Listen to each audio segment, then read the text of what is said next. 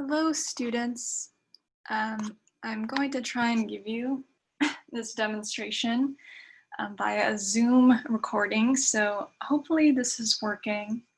I haven't done this before, so just bear with me while I try to ensure that everything is working.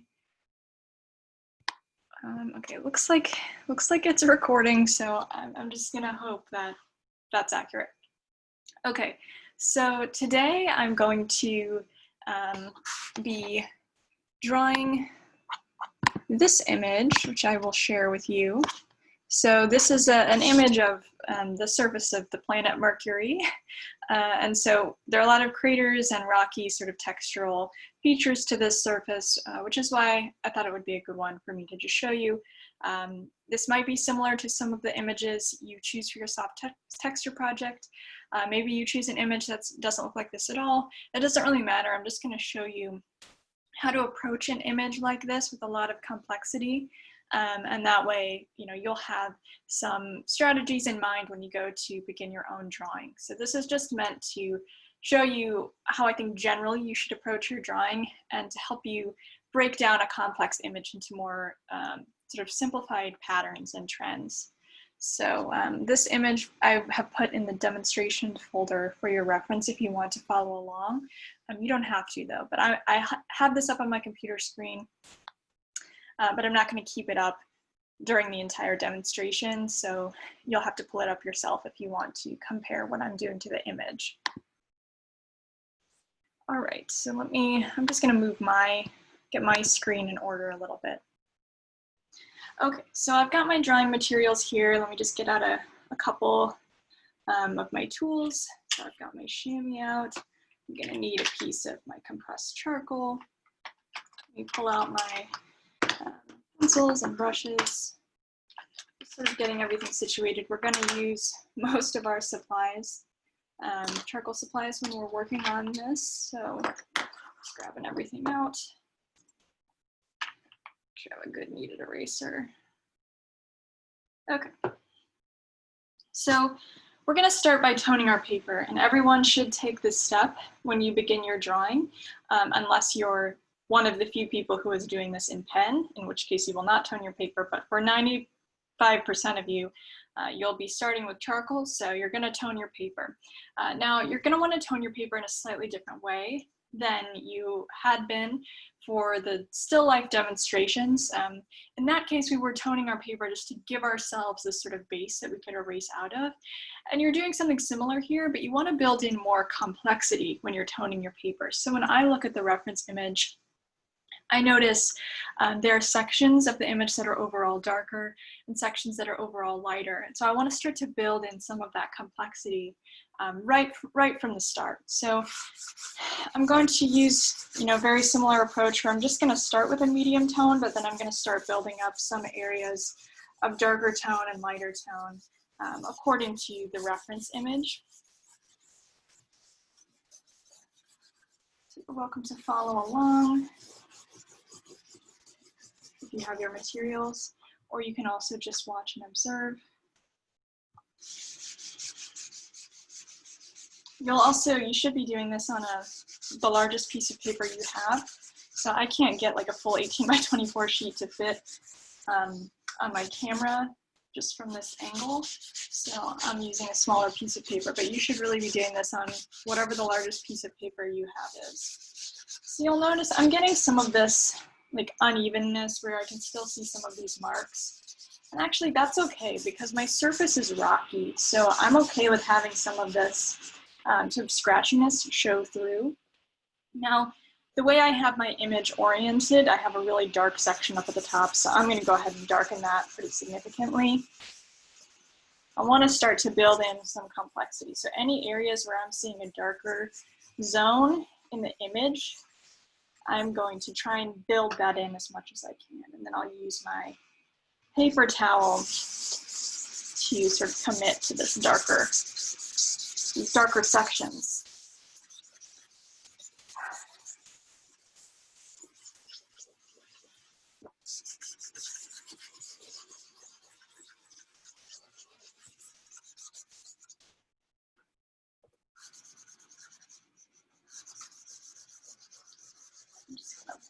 try and push this to an extent that I feel looks good and helps build in more of this sense of atmosphere and light source. So I'm really thinking about the light source. So the way I have the image oriented, it's sort of horizontal, like a landscape orientation. So if your image is vertical, then you may want to flip it. And I have the dark side at the top. So I know the light's coming from the bottom in my image. So that's allowing me to build in some of these darks. And again, I'm not obsessing over getting everything perfectly correct, but I do want to give myself, some complexity in this base tone. Just areas where I see something a little bit darker happening. And this is going to help sort of communicate this sense of an uneven topography. So we're looking at the surface of another planet, and it's not perfectly smooth. There are going to be areas where the rock's a little bit higher or lower.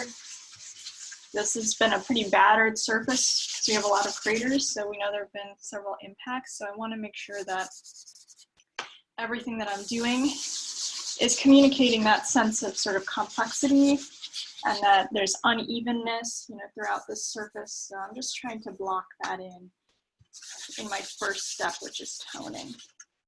And you can take your chamois, and if you feel like you've gone too dark in sections, you can sort of, block some of that out. So you're sort of erasing with the chamois. So it allows you to lift some of that charcoal, which can be helpful for creating randomness. It'll darken light areas, but it'll lighten some of the dark areas. So you can sort of see how that works. So something like this, it's probably a decent starting point. I might continue to darken some of these areas as I go. It's something you'll just have to feel out and decide on your own, depending upon how much complexity there is in your image. But for now, this gives me some variety in my base tone and something to start working from. So now I want to choose one section of this image that I'm going to focus on in detail and replicate as closely as I can. And then I'm going to use that section to help me identify the patterns and what's happening. And then I can sort of freely replicate that pattern anywhere that I want to in my image. So I'm not actually going to be copying every single square inch of the reference photo, perfectly and translating that to my drawing. I'm going to pick up on those key patterns and just try and figure out what's going on in one little section and then use that to fill out the rest in whatever way I see fit.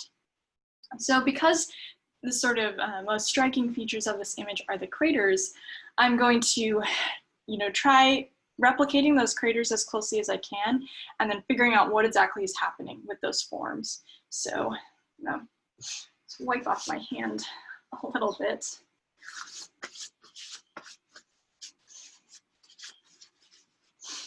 All right, so for me, I'm going to be looking sort of towards this center region, and I notice like two craters that are sort of touching, and then there's a little tiny crater off to the side, and that's where I'm going to be focusing. So for me, I want to be able to break this down into really simple forms and think about how can I use the information from the light source and just the basic light and shadow interactions to give me this pattern. So obviously craters are circular, but what I'm noticing is that within that circle of the crater, I know the light is coming from the bottom. So I have a sort of lit rim around the bottom, and then I've got a shadow that sort of makes the thicker bottom half of the crater. Then I've got a highlight that makes the top half of the crater, and then there's a subtle cast shadow on the other side. So I'll show you this as I'm drawing. So I'm just going to pick somewhere generally in the middle, similar to where it is in the reference photo, but I'm not worried about it being perfect. And I'm going to block in this darker bottom half of the crater. And then I'm going to erase out the lit upper half of the crater. If you see what I'm doing, I've got a dark semicircle on the bottom and a lit circle on the top. Let me just blend this a little bit. Okay, and then I'm going to use my blending stump to sort of just block in this cast shadow a little bit, so that I know light source is coming there. And then I need to articulate the highlight around the rim of this crater. I'm going to use my blending stump to do that.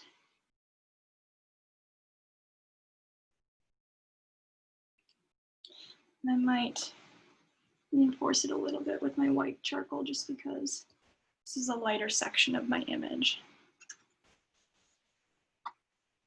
So I'm going to go ahead and darken now this cast shadow.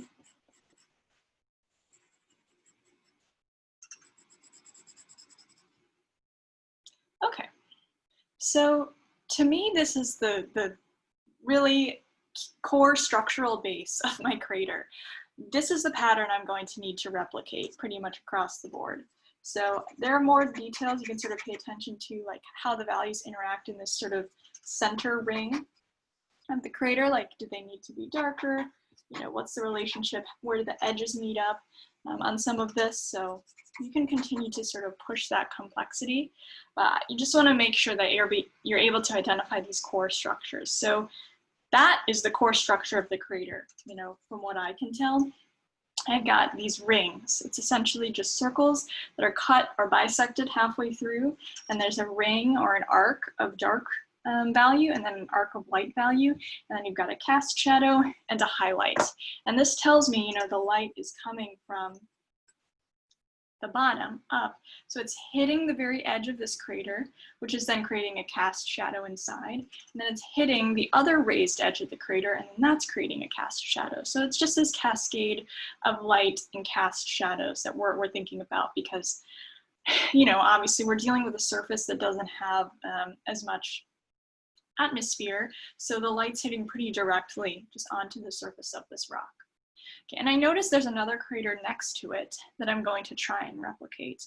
And it's sort of, it's intersecting with this crater, so it's not going to be the full circle, but we do get a decent amount of it. So again, I'm just going to block in this lower shaded arc.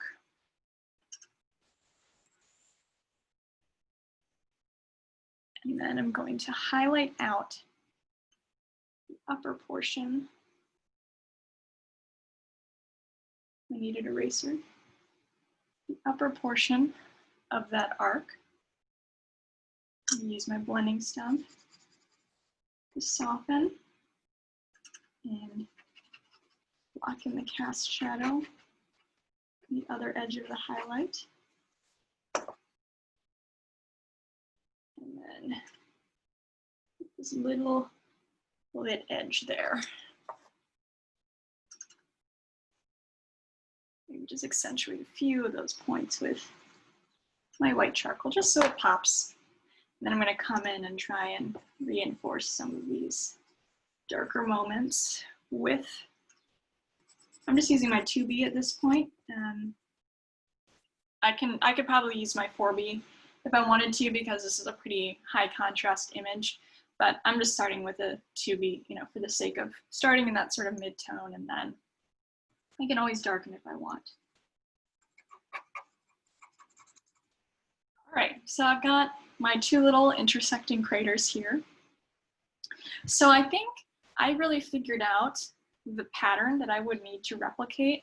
And you know, there's a little highlight in here that's showing like a little bit of rockiness, debris in the middle of the crater, so you could build that in too.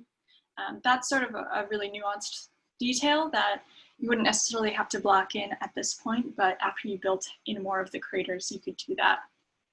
So I think I've identified these core patterns, so I know where the shadows need to be, where the highlights need to be, and I figured out how I'm going to deal with my cast shadows. So I've sort of memorized this, so I can go ahead and replicate it sort of all over the board. So really all I need to do is create enough of these craters that I'm creating a recognizable surface. I'm not actually going to be too worried about placement and accurate, you know, sort of fidelity to the reference image in terms of placement. What I am going to think about is, like, you know, creating enough of these crater forms, that this registers as, sort of, asteroid barraged surface in space. So I'm going to go ahead and do that. I'm just going to start blocking out more craters, and I'm not going to be able to fill this whole page in a timely manner, but let me do a few more, and then I will address some of the other features of this surface. So I'm just going to start placing craters sort of roughly. And one thing that I do notice is towards the bottom in the more lit region of the image, the craters are pretty high contrast, but they're not quite as intensely dark as the craters back here. So that's one trend I do want to pay attention to, that light source is informing how dark the craters are. So for instance, some of the craters back here are just these sort of dark voids with some highlights around them. I'm going to see what I can do with my kneaded eraser, but I may have to do white charcoal for most of this because it's so skinny. So they have these highlights around the edge. Those craters are pretty dark up there, so I'm going to leave them sort of like those black holes. As I get down here, I have more of this complexity in the light. So again, let me just start to block in some of these, and I'm not really too worried about copying all of them exactly, but I do want to vary the size because I want to create a sense of randomness. I don't want it to look too mathematical because I'm dealing with a natural form where the surface has just been hit by a lot of random asteroids and meteors, throughout its history. So I want to capture that sense of randomness. So I'm varying size, I'm varying position. I don't want them to look too evenly placed or anything like that. Brightness, I want to control brightness. So not all of them are equally bright. Some of them are really subtle craters. Some of them are intersecting and some of them aren't.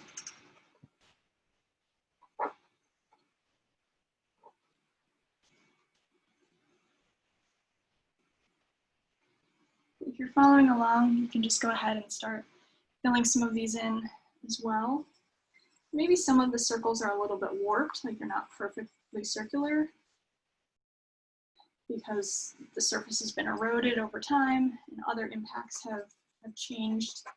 It's, an earlier impact's shape has been altered by debris from a later impact. I'm trying to take into account all of these variations that would inform, this surface and its texture and the complexity that's built in.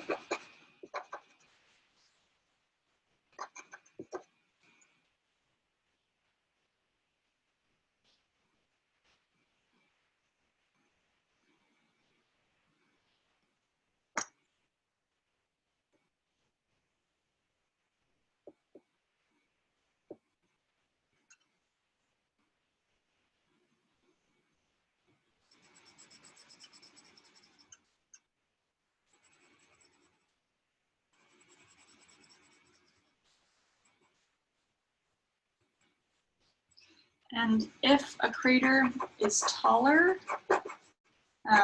it's going to have a longer cast shadow. So that's something we want to remember. We can communicate different heights by having our cast shadow, extend farther. So we want to think about how shallow or what sort of altitude some of these craters have, how deep they are.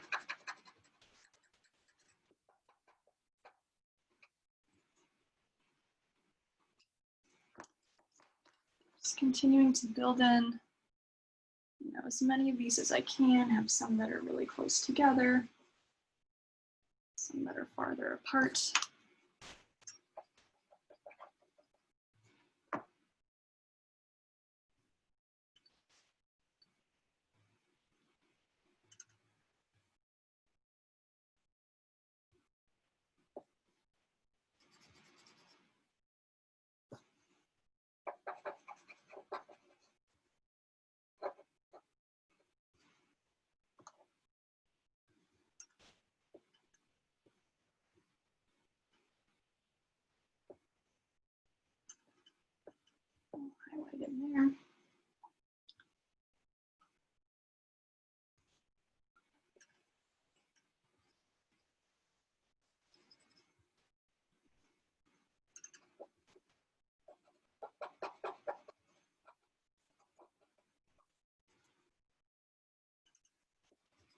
And I'm not going to use my white charcoal on every single one of these because sometimes the simple pattern of a dark ring and a cast shadow will be enough to suggest these crater forms, especially as we get into the darker areas. You know, these ones I gave a really bright outline, but that might not be the case everywhere. As I get into the darker zone, I may need to switch to my 6B. 6B. Start to get these really dark circles. Now a little small ones up here, so I might try to replicate some of that. And then I'm just going to take my white charcoal to sort of articulate some of the edges here.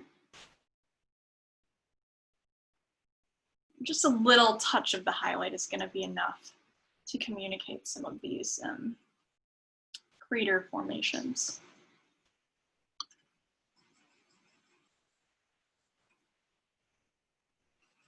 Now maybe I'll build in a really big crater and go in this sort of medium and small size, because that's what seems to be present in the reference image. But maybe I want to build in a slightly bigger one.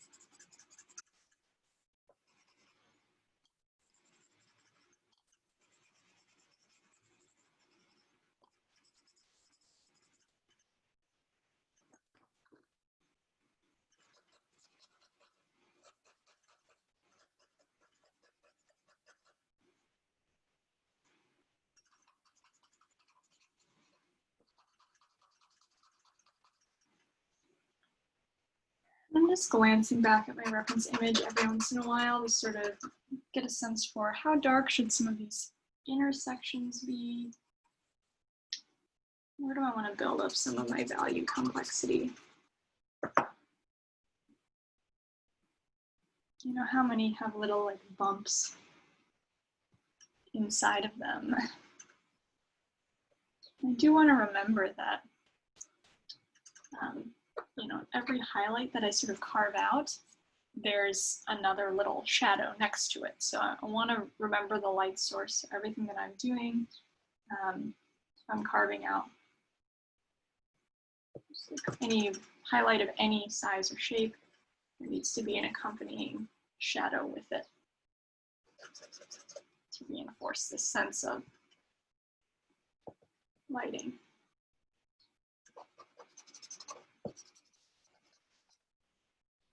It doesn't really matter what shape it is. Just want to continue to build that in.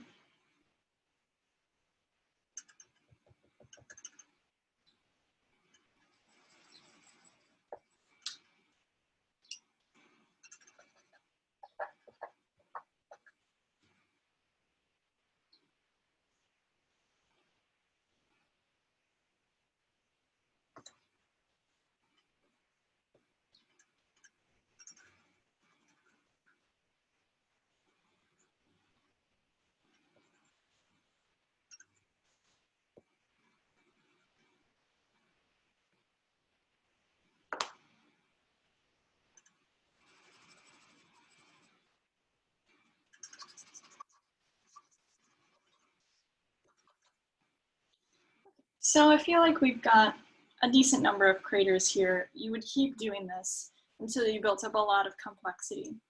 But there's another pretty important component of this image, and those are the little rocky ripples that we sort of see moving throughout this surface. They're not the circular craters, but they are the sort of linear, zigzagging, slightly jagged, I'm just going to call them ripples, or sort of like wrinkles on the surface that creates this added complexity to the texture and gives us this sense that the surface is really brittle and fracturing in these and cracking in these really interesting linear formations. So I want to capture some of that. And there's a lot of that happening amidst the craters at the top of this image. So part of how I'm going to do this is I'm just going to be relying on randomness to help me achieve this, because it'll be really tricky for me to try and copy all of this exactly. But I do want to pay attention to the overarching patterns. So I sort of see them moving in this arc where they're going from the corners and sort of meeting down here in the center. So it's forming this inverted sort of U shape. So I can make lines along that mark. But then also, you know, the lighting's functioning essentially the same as it is with the craters, where along these ridges or wrinkles, there's a highlight, you know, coming from the bottom. And then there's a cast shadow on the other side. It's just very thin because these cracks are not as sort of imposing or as significant in a sort of topographical way as the craters. So they're pretty thin. So I want to keep my highlights thin and my shadows thin, but I do want to build them in. So I'm just going to sort of trace out an uneven line here. And I'm going to do this all over the place. And I'm just sort of twisting my kneaded eraser randomly as I'm doing this. I want to create this sense of unevenness. And I may cluster them more densely in some sections.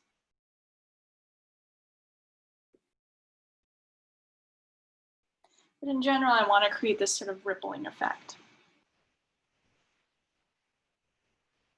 And there may be some sections where I want to sort of punch it out a little bit, add a little extra brightness. So now I'm going to take my 2B, and sort of very lightly on the other side of that line, build in these shadows. And as I move into the darker region, so when I'm in the light, these lines are going to stay pretty light. As I move into the darker region, these shadows are going to get darker. That's going to help us understand the light source here.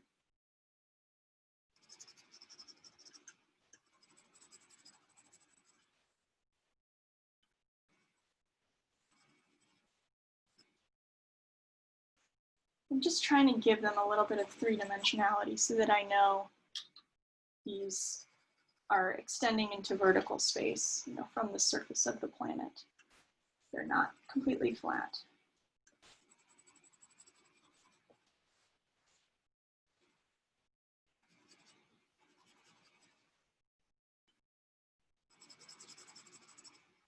Trying to keep it sort of thin. Do your best. If you need to sharpen your pencil, go ahead and do so. You sort of have to gauge what you think the proper darkness is for each section of your image. But if you build in these bands of light and shadow in some areas, your eye will be able to fill it in a lot of other places. You know, in some sections, maybe you just want to start blocking in more of these uneven lines. You could do it in reverse. You could start with the shadows and then build the highlights next to that, or you could just focus on the highlights. And I see some uneven, just like shapes, you know, in here. So I might try to, you know, have some of those too, where I just see sort of like these polygons. And if you feel like at any point this is standing out too much, take your blending stump and like push that back almost so that it disappears. You know, you can go ahead and do that with any of these. If you feel like it's standing out, you can force it into the background a little bit by just using your blending stump or your paper towel and sort of making it disappear a little bit. So, you know, I think this is standing out too much. I can just sort of blend it away. And that will be an easy way for me to adjust any areas that I don't like.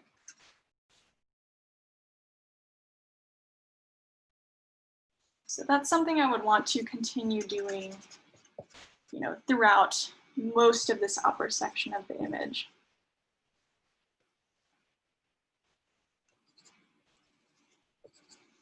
And I want to think about edges too, so that these lines don't just like sort of stop abruptly, but the edges sort of fade into and out of the surface. So that's one thing I would continue to do to develop some of that texture at the top. I also notice a lot of little bumpy, little round mounds in between the craters here. And those are very tiny, but important textural features. So I want to build some of that in too. So I think what I'm going to do for that is I just want to sort of roll my kneaded eraser into a weird random shape. And I'm just going to sort of like twist it as I'm lightly pressing down here to get some of that randomized effect. Sort of rolling it, twisting it, and it's carving out these very subtle random shapes. And I can do it in a darker area so that it's a little bit more visible. You know, like if I sort of do it over here,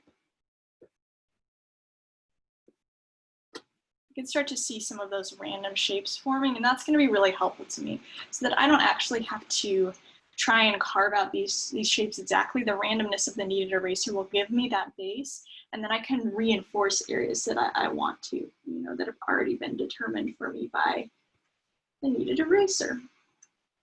So you have to use randomness as a tool here. So otherwise it's going to be too hard to try and capture all of those little bumps and irregularities of the surface texture. And as always, because we have light source, I'm just going to try and reinforce any highlights that my kneaded eraser carved out with a little bit of shadow to really help reinforce the sense that this is a, these are raised irregularities on the surface. I'm just sort of filling in little shaded bumps here or there. And there may be some where you want to make it darker.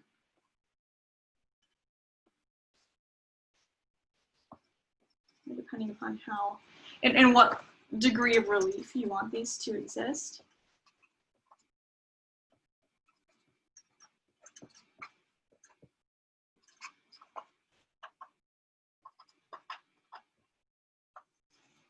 So, you know, that's starting to emerge as a bumpy zone. And then if you want to pop in with your white charcoal to accentuate and reinforce some of those structures, you absolutely can do that. Especially if they're little tiny areas.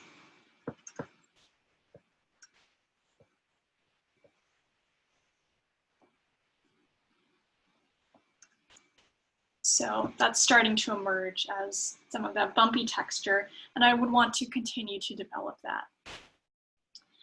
Down here, we don't get as many as these sort of really high relief zones as we have up here, but we do have some sort of smoother textures and softer textures. There is a lot of irregularity in the lighting, so I'm seeing sort of striations down here of light, ways that there are little zones of highlight that are creating these almost glow-like effects. So you would use your kneaded eraser to start to build that in. It's forming almost these unique little constellations, you know, and there are these softened lines connecting them or forming these little glowing illuminated links. There are also just like a lot of little light dots that I'm seeing, so I could start to carve out some of these dots and maybe use my white charcoal to reinforce some of them. And again, randomness here is key, so I don't want it to feel too even.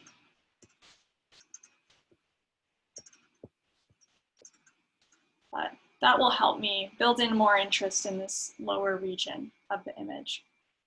So these are the types of strategies you would want to apply to your drawing throughout, and then slowly allow it to sort of build. So you're not going to be able to fulfill all of the sort of requirements of your image in terms of building up that complexity. You're not going to be able to do that immediately. It's going to take time and slowly sort of working the surface and thinking about all of the different components of the texture, and then trying to generate those as best you can. So, you know, I have to think about these linear forms in addition to these crater forms, in addition to these smaller, bumpier textures. So that's something I would continue to do as I was developing that image. And then I'd also have to think about, you know, contrast. So how dark? Do I want every part of my image to have equivalent contrast levels? So here I have pretty high contrast where I have really bright whites against really dark blacks. Maybe there are some areas where I don't want to use my white charcoal or even my kneaded eraser. I only want to use shadow to communicate the form because I want it to exist in sort of this lower relief category. I would just use the shadow to block out that form. And because I don't want it to exist in this high contrast zone, I'm just going to leave that like that. And I can reinforce the darks a little bit by going to my 4B or my 6B. But I'm not going to engage any eraser or white charcoal to carve out a highlight. I'm just going to block in the form or suggest the form with darks. So that's something you could do as well. Think about, do I want equal levels of contrast across my entire image, or do I want some really low contrast regions to create a more dynamic image with a greater range of potential levels of contrast, sizes, degrees of density and textural variety. So you just want to play around with, you know, how much can I control and change these different factors to create more visual interest in my texture. So the more you keep doing this, the more your texture will start to emerge. This will start to look more like, you know, this mercurial surface, the more that I just continue to build up these variations. So I think I'll just do a little bit more, and then hopefully that will be sufficient to give you an idea of how you want to approach your own image. By this point, you probably noticed that I have stopped trying to use the reference photo as a really hard, hard point of reference and as a sort of strict guideline.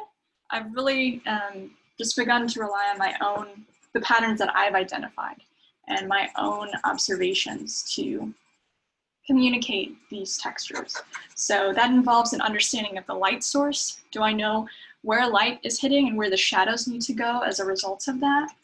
And I've also broken down the multiple levels of texture and the different textural forms that I see. So I see circular forms, I see linear forms, I see soft-edged forms, and I see hard-edged forms. But I'm always thinking about, okay, if I want this to suggest a raised mound on the surface, then it needs to have a highlight and then a cast shadow to indicate that this has some height. And depending upon how far I extend all my shadows, you know, they're going to appear to be higher or lower, closer to the surface or higher up aerially. And then I would think about low contrast areas, high contrast areas, density. So I have all these dense bumps, and also randomness. You know, I don't want this to look like super planned or mathematical in that way. I don't want it to appear as though I aestheticized this surface by making everything really even. So, you know, using your kneaded eraser and just sort of rolling it around seeing what random textures it generates.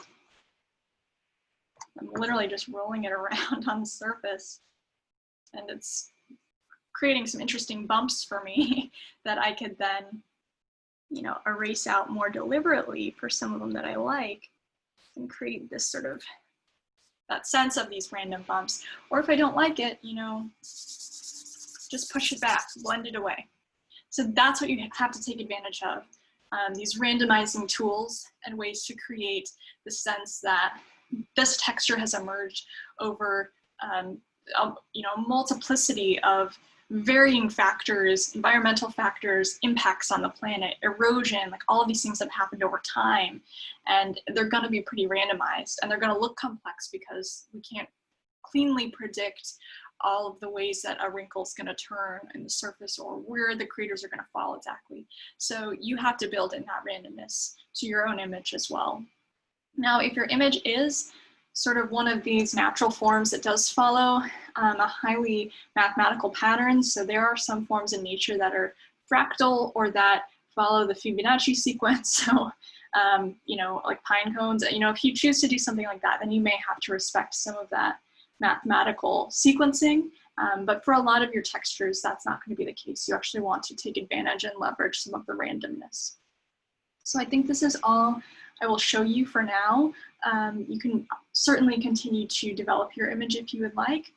I just wanted to show you a couple of strategies for how to approach your image, particularly toning your ground with complexity. So don't start from one even tone, especially if your image is like rock or something where there are darker spots and lighter spots and it's not an even surface. You want to build that in when you're toning your paper. And then also using your kneaded eraser as a tool to help you achieve some of the randomness, and just paying attention to the different layers of texture, you know, within your reference photo. And as I said, you may want to select a number of reference images. So if you're doing a cratered surface like I am, I might want to choose a few images and then think about, okay, which sort of moments do I want to pluck from each one, and which areas do I want to build into my final drawing. So you're not trying to copy something sort of inch by inch. You are trying to create the effect or the impression of the texture by picking up on those patterns, replicating one small area to learn what's happening and to identify those patterns, and then just, you know, sort of letting yourself go, using your own judgment and your own knowledge of those patterns that you memorize to then sort of stamp it all over the image. And you would want to cover this with lots of texture. So it's going to take time to build that up. So I won't show you all of that. Hopefully this is helpful for those of you who watch. But I think that's it for now. So thank you, and I'll see you in class.